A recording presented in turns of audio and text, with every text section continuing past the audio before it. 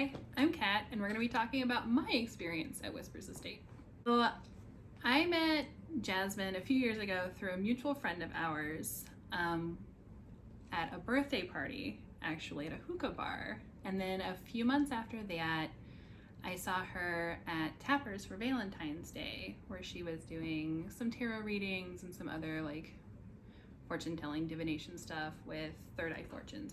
And we've been Facebook friends since then, and she posted something about how she was going to Whispers Estate and wanted to know if anyone wanted to go with her. And I was hella down. I am a huge anthropology person. I love folklore. I love like mythology. I love the idea of haunted houses, of ghosts, of spooky shit. And I have been wanting forever to get more involved with it. So this was a perfect opportunity with someone that I knew, that I trusted, and that was willing to let me just fuck around and find out. So it was great. After I commented, Jazz sent me a message, was like, hey, are you really down? I was like, yes. I did not need to ask any questions. I am dumb as hell. Let's go. Okay, for me, it was just waiting. For her, it was much more like, let's make sure you know what you're agreeing to. Watch these videos, watch this, watch that, do some research. Like, my partners, my friends will tell you, I am the most research-based person they know. Like, I do not make a decision, I don't make a statement, I don't want to do anything without having done the research, without looking at best practices, what's safest, what's best, like all of, like, I am notorious for it. This is the one instance where I was like, I don't want to know anything. Like, I want to go into this not having any expectations, not knowing anything other than this is where to go, this is what to bring. But Jasmine was much more responsible about it than that, and she made sure that I knew what I was agreeing to, what we would be doing, what to expect, like all of these things. She is such a mom, little coven mom. I am an idiot, like I said. So I was super stoked. I did watch the videos because when someone's like, hey, you have to do this, I will do it. I'm a very good rule follower. But that, honestly, if she had not told me anything, put a bag over my head, driven me to there, I would have been just super down for it. I was not involved with any of the like lead up stuff. They were all during times when I couldn't be there.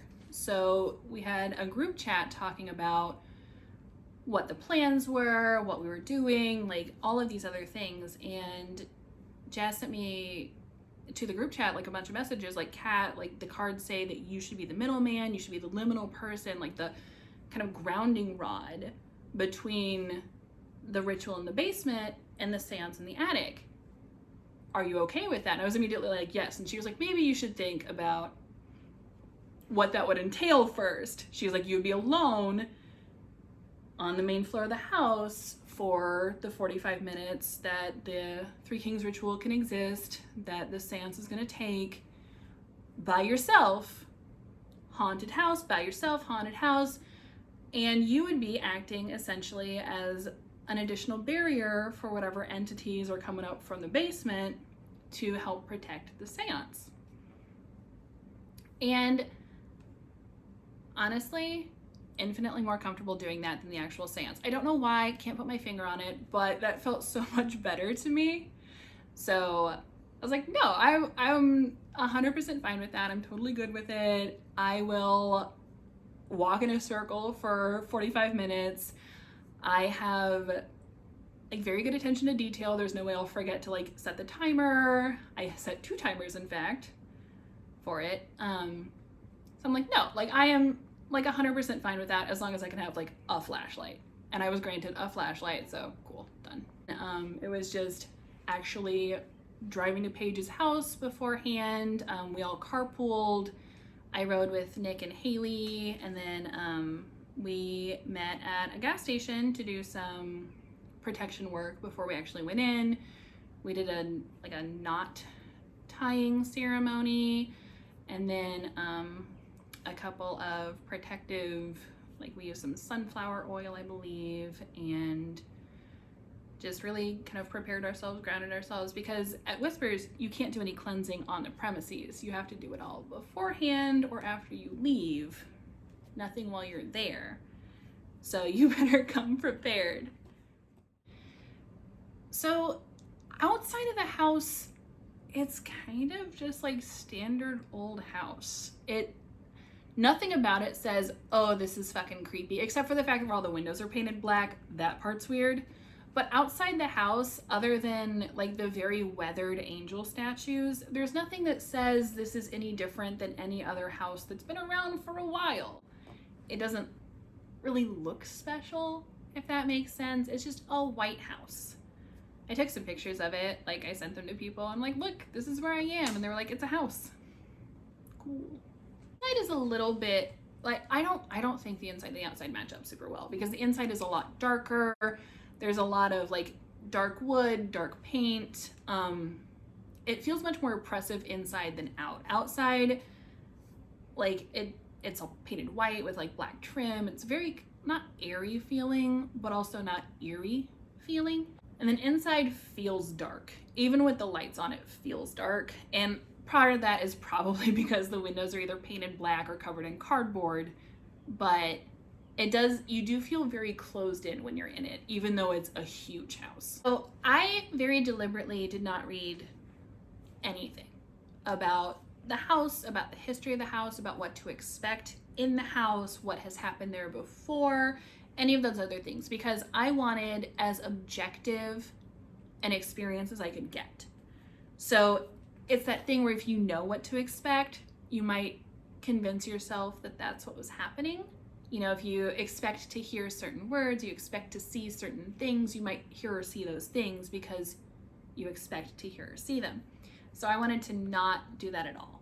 So the tour of the house was the first introduction that I had to really any of the history of the house, any of the like previous experiences in the house, really even who owned the house or who had lived there before. Like I knew it was a doctor and his wife and his family, but that was all that I knew. So Paige's was super, super friendly, like that kind of standard small town friendliness, just very effusive right off the bat.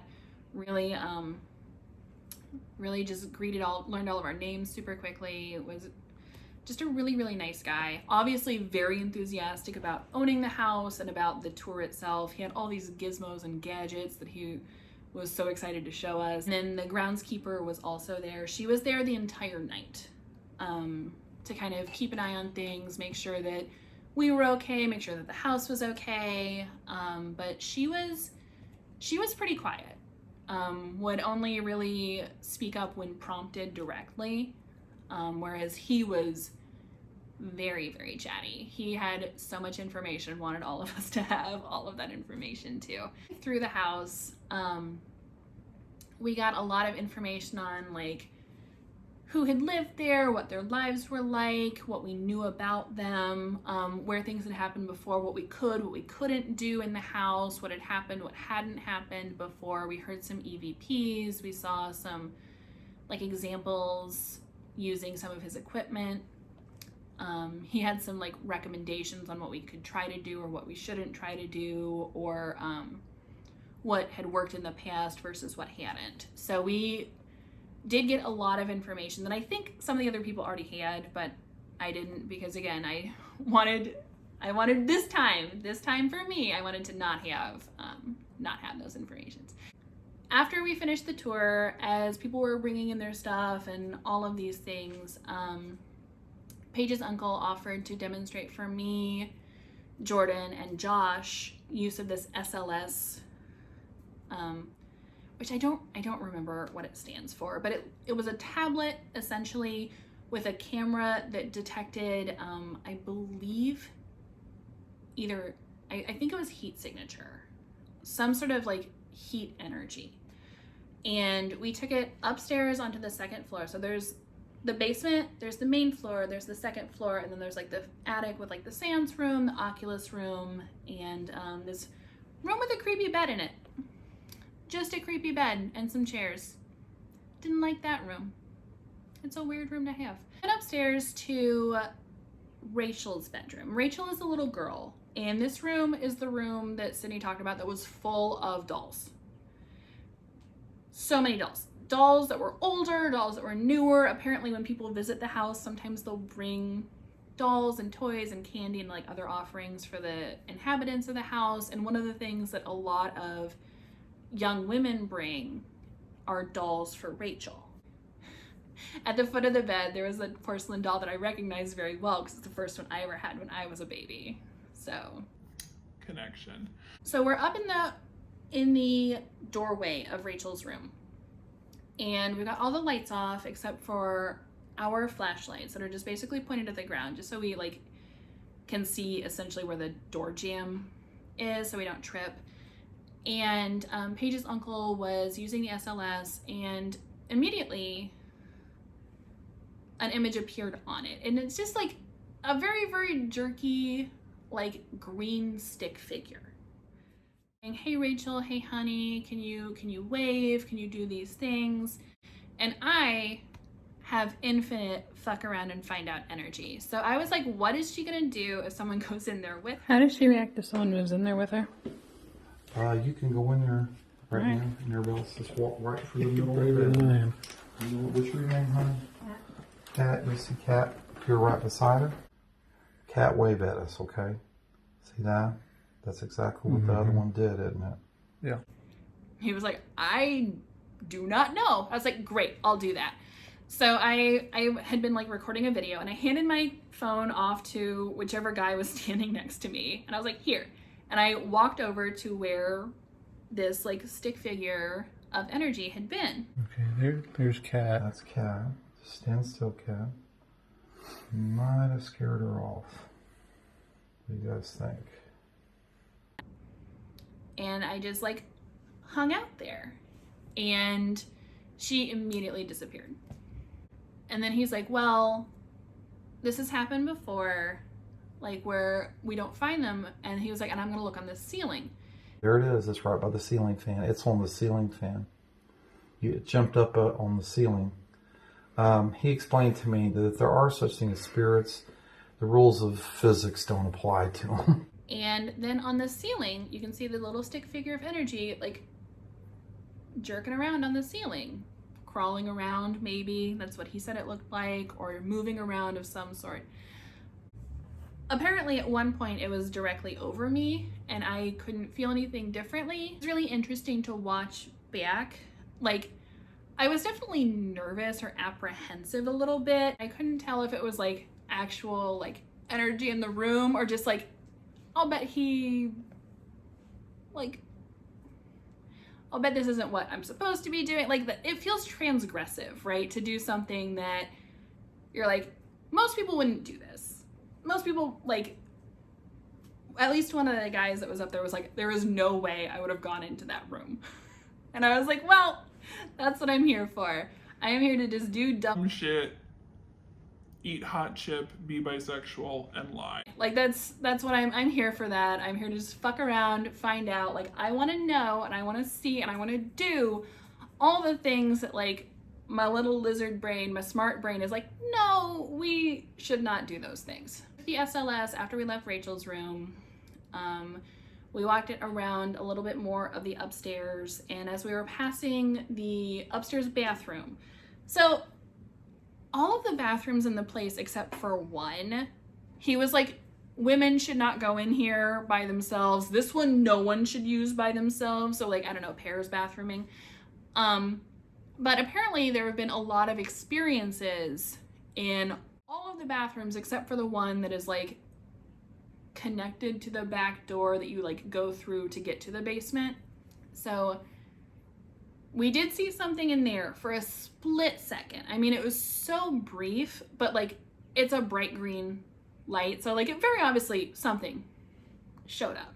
I don't know like what ratio that is, but not a bad one for just like a quick, hey, let's see how this works.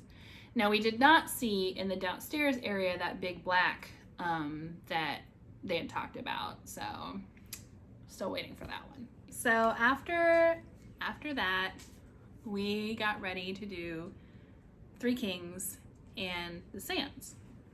So like I said, the cards picked me to be the middleman, which like I was totally fine with, I thought. And so we did what Jazz called like a fire drill version of it first, where we walked through, went down, did all of the prep work, and then walked up to the attic for the seance to see how long roughly it would take to go from the basement up to the attic, like a minute and a half for them to actually like get settled and get started. So then we knew like they had some sort of baseline of how long it took to go up the stairs safely, because there were not very many ways to go up those stairs safely.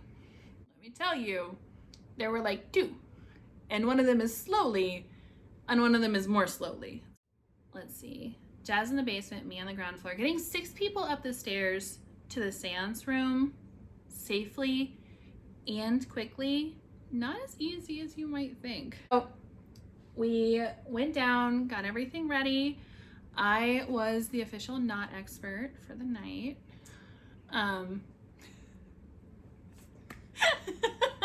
There were knots required for both Three Kings and for Midnight Man, and your girl got to tie everyone up at some point. That was not why that was brought. It was just a bonus. Happy coincidence. Three Kings, it's mirror in the middle with a candle in front of it. Hi, buddy. And then mirror on the side, mirror on the side. And we had them sitting on like folding chairs with towels in front of them because we're highly classy witches. So Jazz's feet were in a little like Tupperware container essentially of water, and she was seated on a folding chair that again, she had her arms tied behind her back. So Paige led one, Sydney led the other, and then once everything was set, I went up on the main floor and everyone else continued up into the seance room in the attic. So I will be super honest. I know some of the other people who were there have been like, oh, I felt this, I felt that, I felt this. Up until like I was on the ground floor by myself, I hadn't really felt anything. Like during the chanting, during the tour, during like all of this, for me it was just like, okay, like it didn't, other than the fact that all the windows were blacked out, which again is like weirdly oppressive feeling, I didn't feel any differently there than I did at my house, other than like kind of amped up, you know, that like excited tummy feeling, but not because I was scared, but just because I was like so fucking stoked to be there, like roller coaster excited. And this was like, oh, not really like an experience with a capital E so far. Like I loved it, but it didn't feel creepy or spooky or scary or anything else. And like I am one of those people that people are like, oh, you're weird, and it's never clear if they're like, oh, you're weird because you're queer, or oh, you're weird because you're like weirdly witchy without being witchy.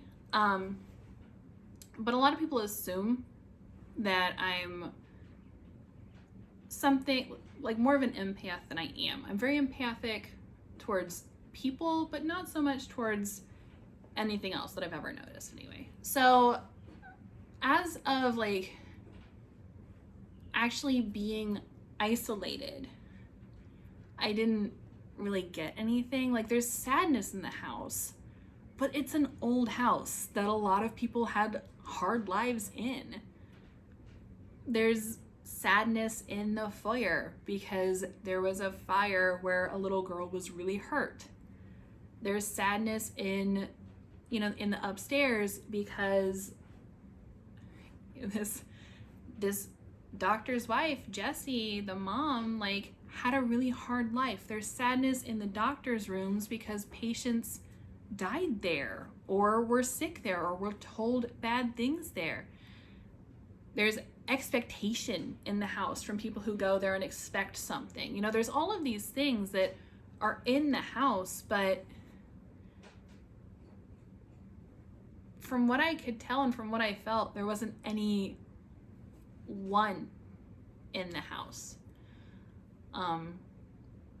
And that didn't change throughout like the spirits of the air invocation. It didn't change through the Dark Mother's prayer. It didn't even change like walking up the stairs to leave Jazz in the basement. I was like, she's gonna be fine. Like, she's tied to a chair, but you know, sometimes people are just tied to chairs. It's fine. And then I was by myself on, you know, on the main floor of a house that I wasn't super familiar with, that, you know, allegedly, ostensibly, has a whole lot of things living in it.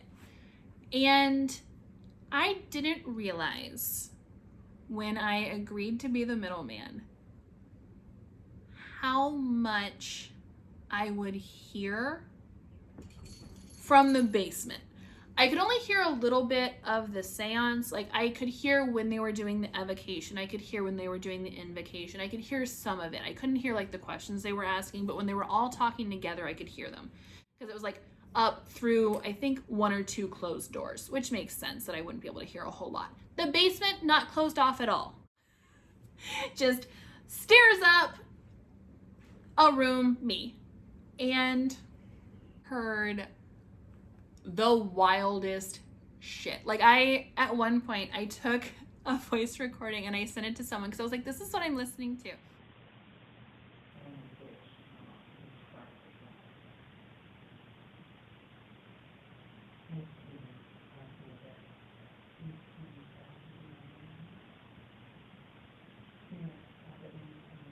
I was time-stamping my experiences through texts because I was like, I'm going to want to remember when this is happening. I'm going to want to remember when I was thinking this. I'm going to want to remember when this, like, because, like, you get some real weird time dilation when you're, like, by yourself in the dark for a long time, even with a flashlight, even with walking around, even though I had my phone and a timer going. Afterwards, trying to recreate a timeline, even with the text that I had, was almost impossible because it was like, well, when did this happen? I didn't have any markers for it, you know, because like just walking in a circle. Like I said, like growling. I heard Jazz chanting, but it didn't sound like her.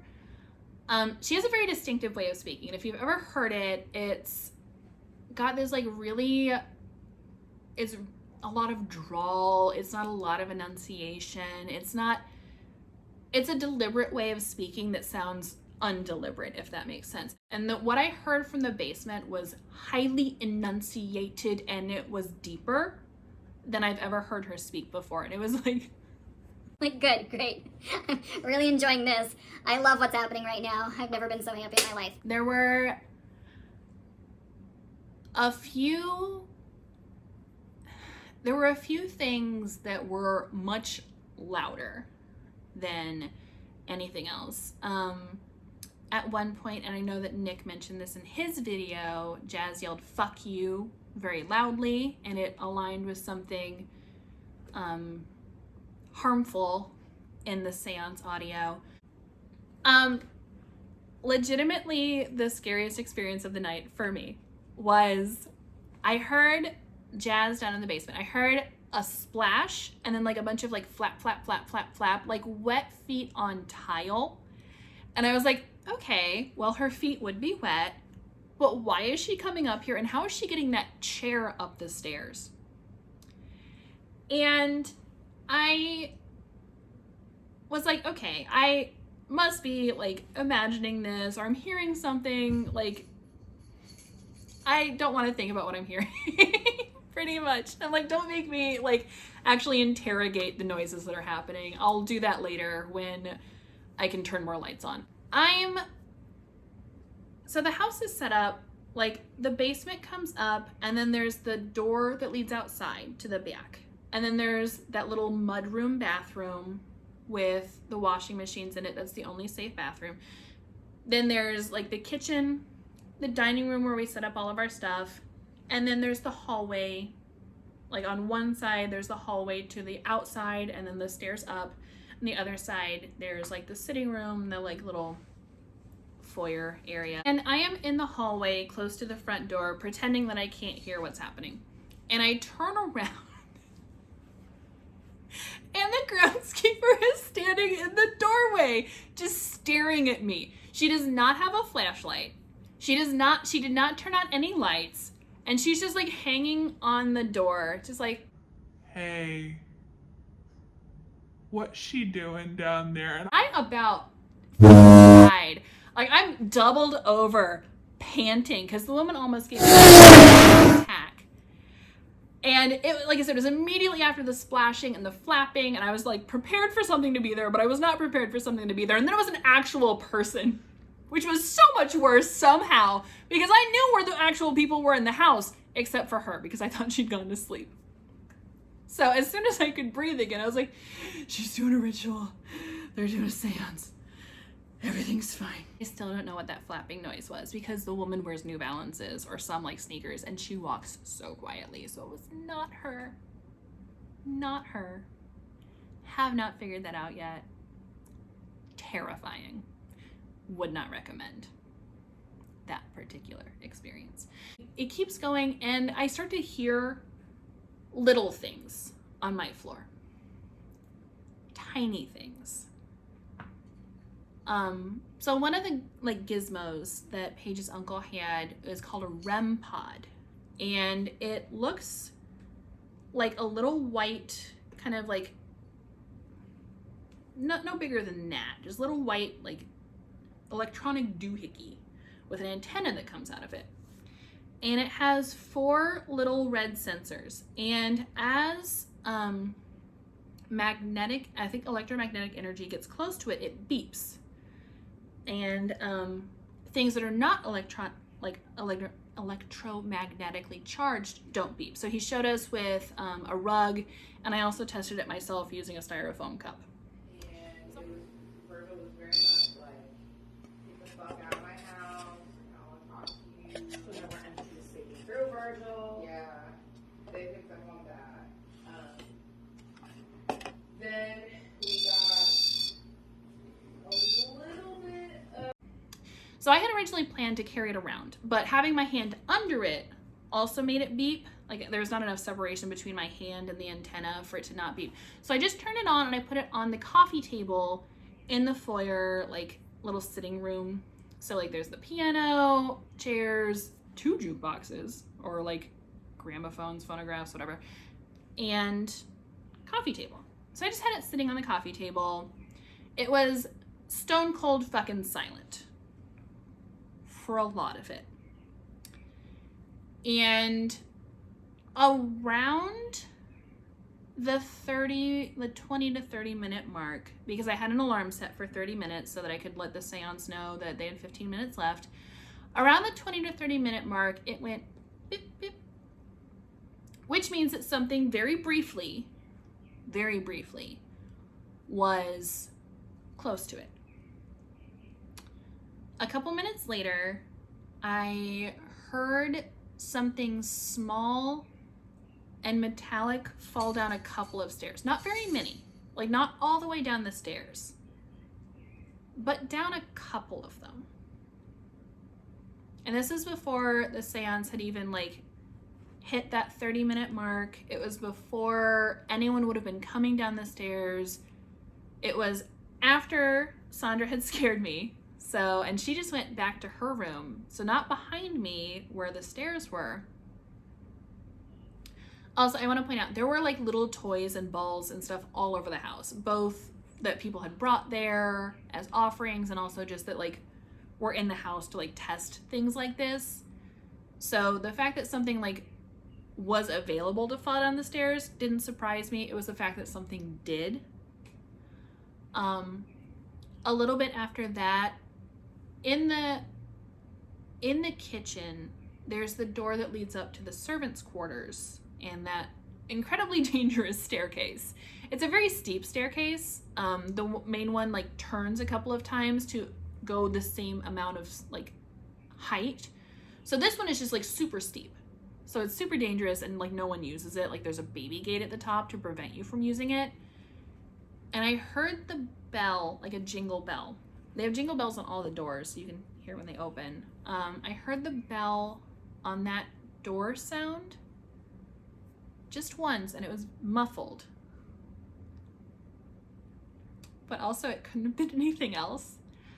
And I, again, wasn't close enough to it. And like Paige's uncle had demonstrated that like jumping near the doors didn't affect them.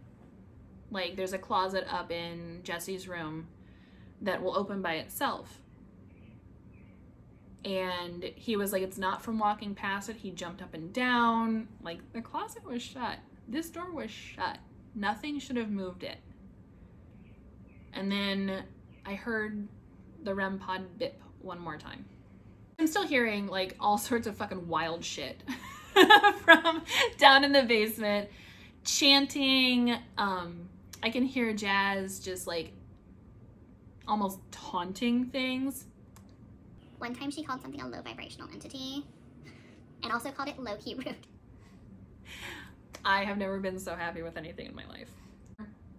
Can't really hear upstairs, and I hear like I can hear them talking in unison again, so I know that it's like coming to a close. This was the freakiest part of the night for me, like hands down, which I think makes sense. Like it's the part where I'm by myself, there's stuff going on everywhere else in the house, and like intense stuff going on everywhere else in the house, and I am acting as someone who's nowhere, right? I'm the liminal space. I'm the space between, which is I think it's a really unique experience. I obviously can't speak for either of the other two experiences because I haven't done those, but it feels very very isolated, but at the same time you don't feel like you're by yourself because you can hear the other things.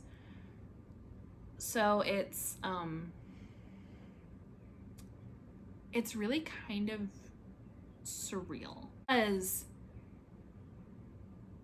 everyone else is depending on you in some way. So Jazz is depending on me to pull her out when the time is right.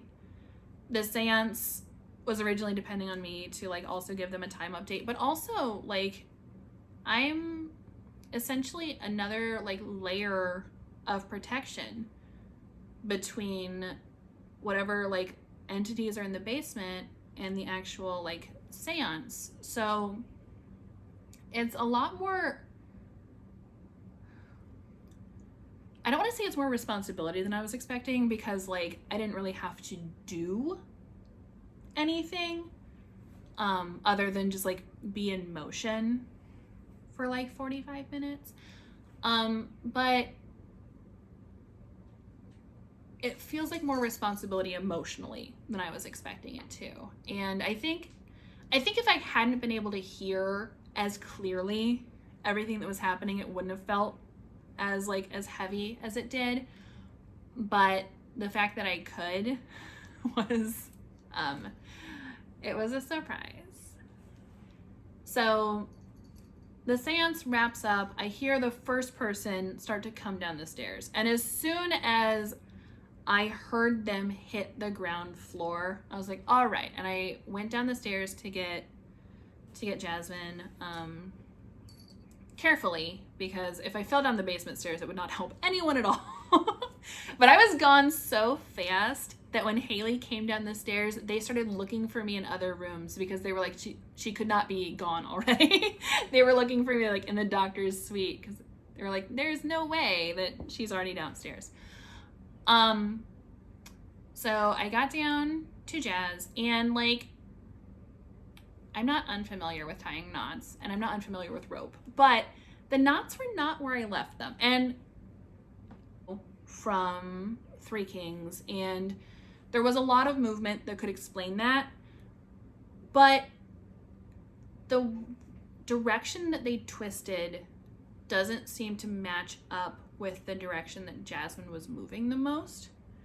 There was a lot of movement this way, but they were under in a way that I would not have expected from pulling in that direction. She had some broken blood vessels on her wrist, which could be because the rope was rough, or it could be because she was pulling them. It could be from other things too. First thing she said to me was, "Kat, my titty's out." So I untied her and let her put herself away first. But we talked about like what I wasn't expecting, and she was like, "I don't remember any of that. Like, I don't remember what happened. I don't remember anything after like essentially you guys left the basement in the first place." I'm like, "Great, well, I remember everything," and it was horrifying. All situated, cleaned her up, left everything else downstairs, like fuck it, we'll come back for it later. And then we listened to the audio from it because I was like, great, maybe it wasn't happening downstairs. Like maybe it's all on the ground floor and I should be way more horrified than I was. But we listened to it and like everything that I said was happening was in the audio, which makes me feel better because it means that I'm not just like losing my fucking mind, but also like does not make me feel better in a lot of ways because that means that it was in fact happening like 30 feet from me, just down. But yes, you could hear the growling, you could hear Jazz talking in a manner that is not like her. You could hear me moving around a lot. There was a lot of creaking, but there was also creaking when I was not moving.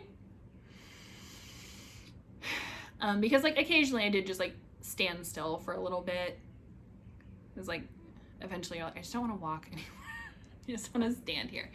And a lot of whispering. Like the whispering was actually what I heard first. And when I first heard it, I did not realize it was from the basement because I didn't expect there to be whispering from the basement. I thought it was coming from the kitchen and I stood still for like 2 minutes solid, just staring into the kitchen with my little flashlight like, oh, I don't know what I agreed to.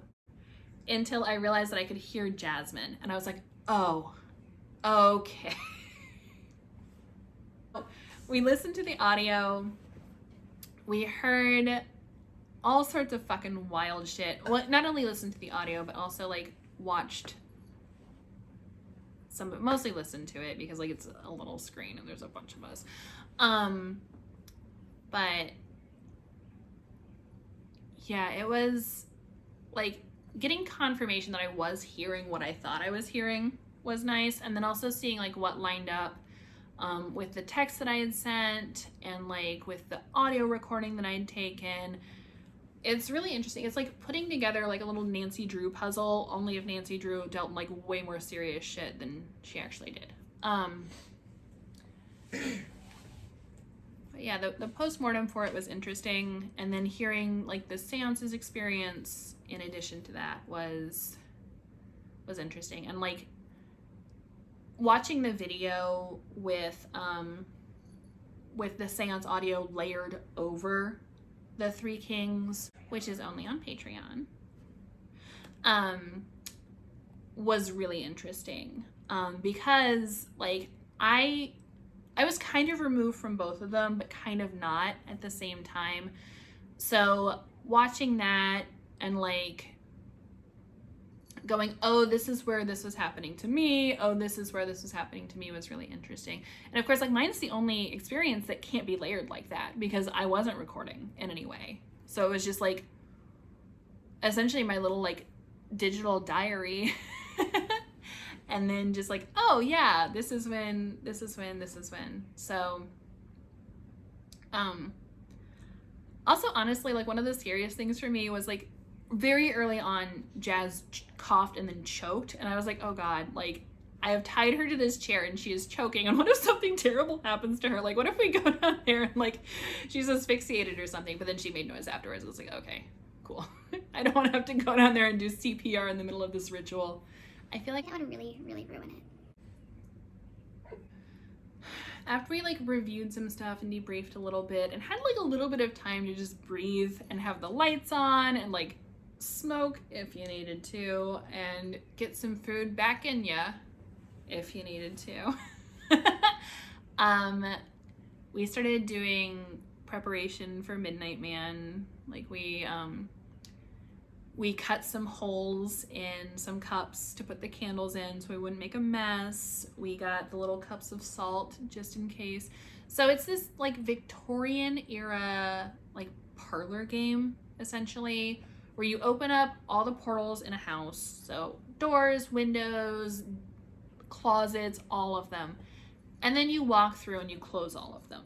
Well, we couldn't open the windows because I think they might have been painted shut or nailed shut or shut, whatever. So we just opened the doors. And we paired people up by height. So I was with Haley. And the interesting thing about that, like we're very similar height-wise, but their right arm was in a cast. So it made like navigating the house a little, because like those stairs are treacherous when you can like hold on to a banister, so not being able to do that was like a little nerve-wracking, honestly. And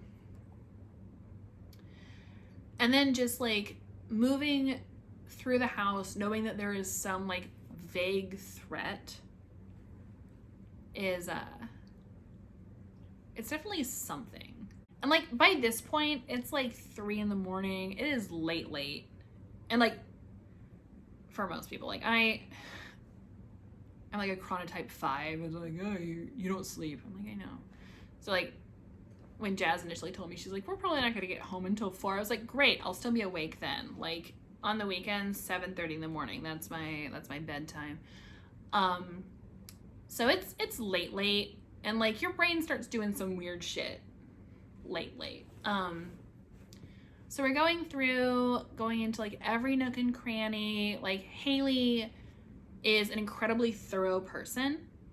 And they made sure that we like went everywhere, like not just like poke our head into things, but we're gonna go in the closet, we're gonna go in the corner, we're gonna go in this room. So just really like going with not just the letter of the game, but like also the spirit of it, pun not intended. But yeah, so we had the candle in the cup, I had the candle, and then they had the salt. And we were the last people done because they were, like I said, they were super thorough. And there was nothing really that stood out to me about it other than like, I am too tall. And like Jazz is definitely too tall for a lot of this fucking house. Like, especially the attic. I would not like to hang out in the attic just because I'm like, I'm gonna lose a fucking eyeball. Couple of like, just tiny weird things during it. When we went into, so the doctor's suite was closed off for most of it. Like even during the seance and everything, I just left the door shut to it. I didn't go in there because like Paige's uncle had the door shut for a reason. I didn't want to open it, and I wasn't as familiar with the rooms back there. So, and there's a few things in there that are like, don't sit on this, don't sit on this, don't sit on this. And I was like, I don't want to like accidentally like trip and fall on anything that's like breakable. So I'm just gonna like not be in there. But as we were walking in, some stuff that's like in the display shifted a little bit. And like, yes, that could totally be like our weight walking in and our weight leaving. But when we tried to make it shift, it didn't. And the only other thing was in the room with the church pew, there's like a closet with some like chairs and tables in it and a bell that hangs in there. And when we got there, the bell was moving, and Jazz said that she and her like partner had rung the bell, but it wasn't going back and forth like it had been rung. It was moving in a circle. And again, like, could be totally a normal thing. I don't really understand physics. I'm gonna put that out there right now. I do not. Do not ask me. I was a liberal arts major. Do not ask me math questions or physics questions. I will not answer you. But it was weird. It just wasn't the expected direction I expected the bell to be moving, and it definitely wasn't the direction Haley expected the bell to be moving, because they were like, let's just go away from that.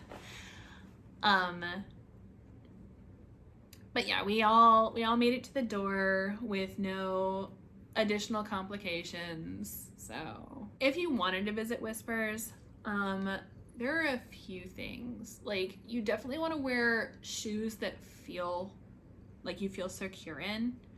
Like, you already can't wear open-toed shoes, but like, you want shoes that you feel like comfortable in, like going up and down stairs that may or may not move under you. Also, it's hotter in there than you expect it to be. I mean, I was pretty comfortable, but I know that a lot of the people I was with was like, oh, it's hot, gross, hot. They are super generous. They have like a mini fridge with drinks in it, like sodas, water, all of that stuff.